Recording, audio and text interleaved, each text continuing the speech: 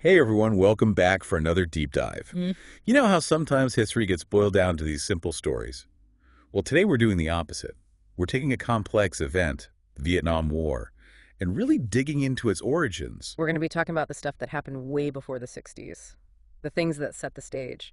And our guide for this journey is a conversation with Professor Pierre Asselin, a Vietnam War expert from the American History Hit podcast.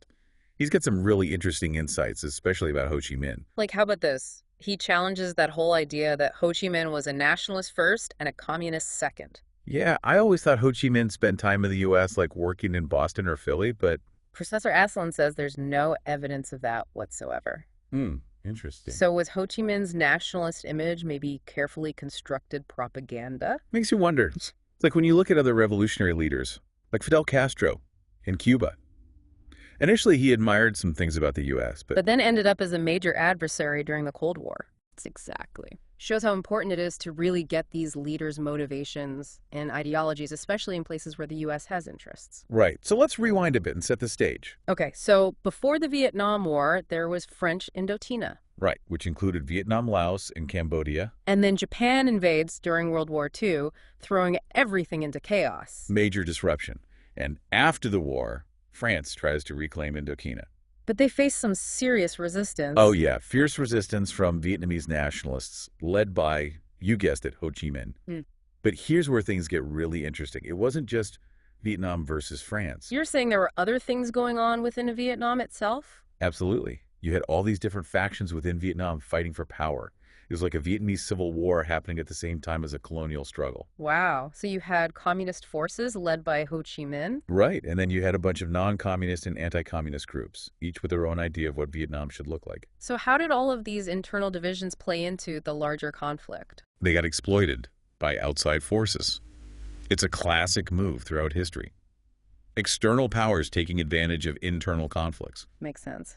So then we get to 1954 and the Geneva Accords, Mm. which divide Vietnam into North and South. Sound familiar? It's kind of like what happened in Korea. Yeah, temporary solutions supposed to lead to reunification elections in 1956. But those elections never happened. And Professor Asselin challenges the usual story, that it was the U.S. or South Vietnam that solely blocked those elections. So you're saying the U.S. wasn't the only one who didn't want those elections? Professor Asselin suggests that North Vietnam under Ho Chi Minh was actually having some trouble at that time. People were struggling. A free and fair election might not have gone their way. Wow. So the situation on the ground was way more uncertain than we often think. Exactly. Okay. What about South Vietnam? Well, in the South, you've got President Diem, a complicated figure. He was authoritarian, no doubt. But he was also a dedicated nationalist who was starting to gain some traction. Things were looking up for him. If those elections had happened, who knows? A unified non-communist Vietnam might have actually emerged. That's a huge what if.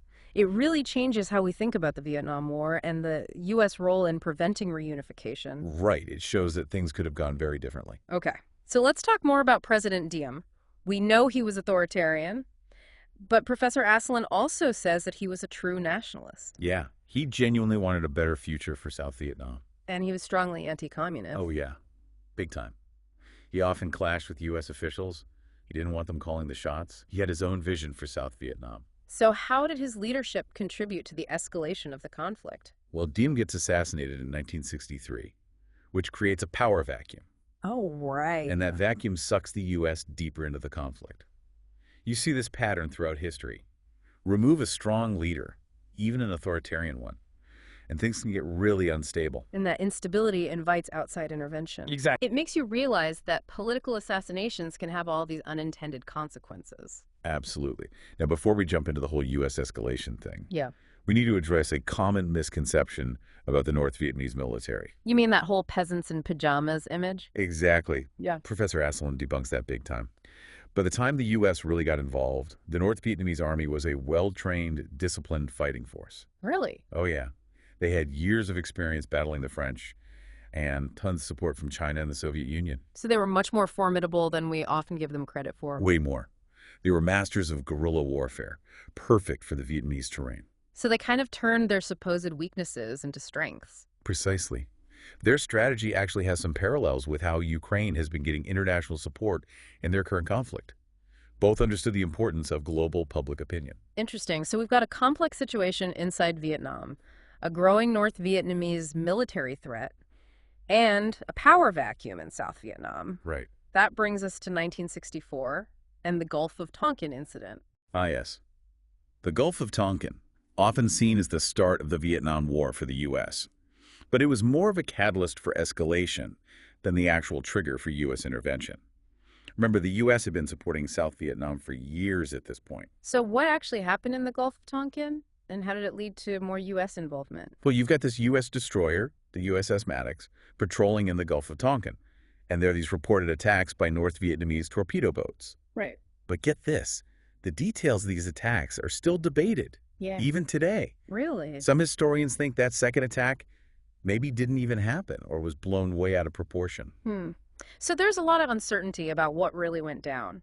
But didn't President Johnson use this incident to get Congress to approve escalating the war? You got it. It gave him the political ammunition he needed. Though to be fair, the stage for deeper U.S. involvement had been set long before the Gulf of Tonkin. Professor Aslan actually argues that this whole incident fits a historical pattern. Presidents often find reasons for war. Oh, yeah. History's full of that. Like the sinking of the Maine in 1898. Right. Or the whole weapons of mass destruction thing in Iraq. It makes you think about how important it is to be skeptical, to question the official story, especially when it comes to war. Absolutely. We need to look at things from different angles, not just take everything at face value. Couldn't agree more. We need to develop that healthy skepticism. Especially when decisions about going to war are being made. For sure. History shows us how information can be twisted to serve political goals, especially during times of conflict. Yeah. Okay, so we've talked about how strong the North Vietnamese army actually was, but what was in it for them? Was this just a Cold War proxy war, or were there other things motivating them? Well, the Cold War is definitely a big part of it. For the U.S., Vietnam became a test case for their whole containment policy, trying to stop communism from spreading. Right. And for the Soviet Union and China, it was a chance to challenge U.S. power on the world stage. So both sides saw Vietnam as this ideological battleground. Yeah, kind of a proving ground. Yeah. But Professor Aslan says there's more to the story than just ideology. Okay. What else was going on? Well, think about Vietnam itself. It's a country with a lot of resources. Rubber coal tin oil, valuable stuff. Whoever controlled Vietnam controlled those resources. And had a strategic advantage in Southeast Asia. Exactly. So you've got economic interests, strategic interests, all tangled up with the Cold War. It's like the Cold War gave everyone a convenient excuse to go after these resources. It's a reminder that history is rarely simple. You know, one cause, one effect. Right. It's all these different factors interacting. Exactly. Yeah. Multiple motivations and interests all colliding. And those complexities get lost when we oversimplify the Vietnam War. Yeah. We often hear about the U.S. trying to stop communism. But it sounds like there was a lot more going on. Way more. Okay, so speaking of those complexities, we talked earlier about the Geneva Accords and how they were meant to be temporary with those reunification elections planned for 1956. Right. And we talked about how Professor Aslan challenges the idea that the U.S. and South Vietnam were the only ones who stopped those elections from happening. He suggests that North Vietnam, under Ho Chi Minh, was actually struggling economically and politically at that time. Yeah, their situation wasn't as strong as we often think. So what if those elections had actually happened? What do you think might have happened? Ooh, that's a great question. Yeah. Hard to say for sure, but according to Professor Aslan, there's a chance that a unified non-communist Vietnam could have emerged. Whoa, really? It's possible. Remember, South Vietnam under President Diem was making some progress at that time. They were starting to stabilize. So those elections could have completely changed the course of the conflict. Absolutely. It's a real what-if moment in history. It makes you realize how important those Geneva Accords were and how a different path for Vietnam was possible. And it reinforces what we've been saying about looking at history from multiple perspectives. Exactly. Questioning assumptions, challenging those simple narratives. It's not just about memorizing dates and names. It's about understanding these complex stories and exploring different possibilities. I love that. That's what makes history so fascinating. Agreed. Okay, so let's get back to the U.S. involvement in the war. We talked about how the Gulf of Tonkin was this catalyst for escalation, but the U.S. had been gradually getting more involved for years before that, right? That's right.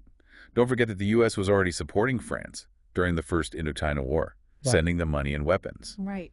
And that support continued after the Geneva Accords. They just shifted their focus to South Vietnam. So this wasn't some sudden decision to jump in after the Gulf of Tonkin? Nope. It was a slow, steady increase in involvement. That eventually turned into a full-blown commitment of U.S. troops.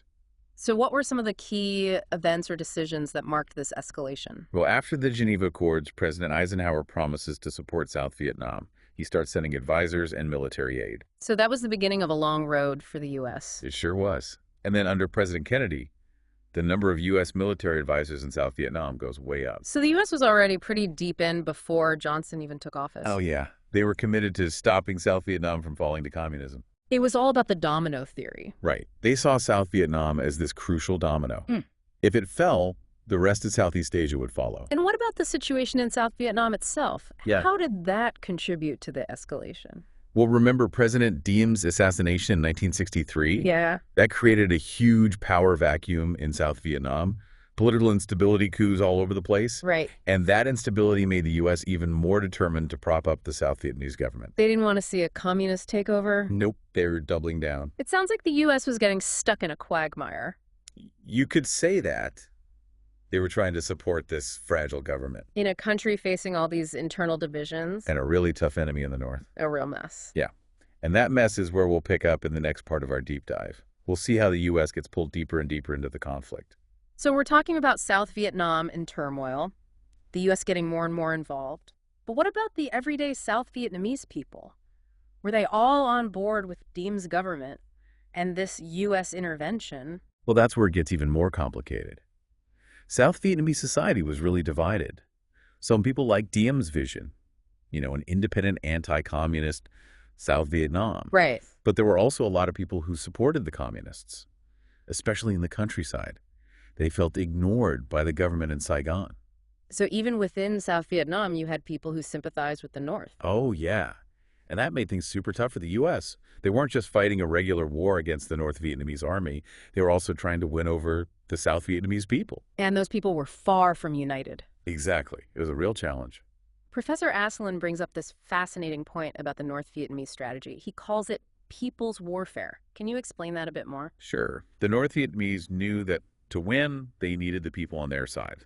So they would go into villages, provide healthcare education, they'd tap into those nationalist feelings. They basically made it hard to tell who was a civilian and who was a fighter. Wow, that's smart, especially in a conflict where winning over the population was so important. It was incredibly effective. And it shows that military power isn't always enough. You got to win hearts and minds too. Especially in these kinds of conflicts. Right, counterinsurgency warfare. It's not just about military targets. It's about politics and social dynamics. So knowing all that, what were some of the biggest challenges the U.S. faced as they got more involved in Vietnam? Well, one of the biggest was understanding the Vietnamese people, their motivations. Mm-hmm. The U.S. kept looking at it through a Cold War lens, stop the spread of communism. Right. But they didn't really get Vietnamese nationalism and how much people resented foreign interference. So they were fighting a war based on assumptions that maybe weren't accurate. Exactly. And Professor Asselin points out that the U.S. consistently underestimated the North Vietnamese, their determination, Yeah. their ability to adapt. We talked earlier about how they used their supposed weaknesses to their advantage, guerrilla warfare, international support. Right. The U.S. had a hard time adjusting to that kind of unconventional fighting. They relied too much on firepower and technology. Which didn't work so well against an enemy that was so good at hiding and blending in with the locals. Exactly. So as we wrap up this deep dive, what are some of the key takeaways about the origins of the Vietnam War? Well, I think the biggest one is that history is messy. It rarely fits into neat little boxes. The Vietnam War wasn't just good versus evil or a simple fight against communism. It was way more complicated than that. Right. It was about internal divisions, nationalism, Cold War rivalries, mistakes on all sides. Exactly. It's a reminder that we need to be careful about oversimplifying things. And to really dig into those nuances. Another takeaway is that you should never underestimate your opponent. The U.S. didn't fully grasp the Vietnamese people, their motivations, their strengths. And that led to some serious miscalculations. Absolutely. And finally, I think the Vietnam War shows the limits of military power. Even for a superpower like the U.S., winning a war isn't just about bombs and bullets. It's about winning hearts and minds. Yeah. And having a clear political goal. Couldn't have said it better myself. Well, this has been an incredible deep dive into the origins of the Vietnam War. We learned that it wasn't inevitable, that Ho Chi Minh's story is more complex than we thought, and that the U.S. got involved gradually. Step by step. Professor Aslan's research really gives us a new perspective on this important moment in history. It reminds us that there's always more to learn about the past and how it shapes the world we live in today. If you're interested in learning more, definitely check out Professor Aslan's work. He's a true expert on the Vietnam War. Thanks for joining us on this deep dive. And until next time, keep questioning. Keep exploring the amazing world of history.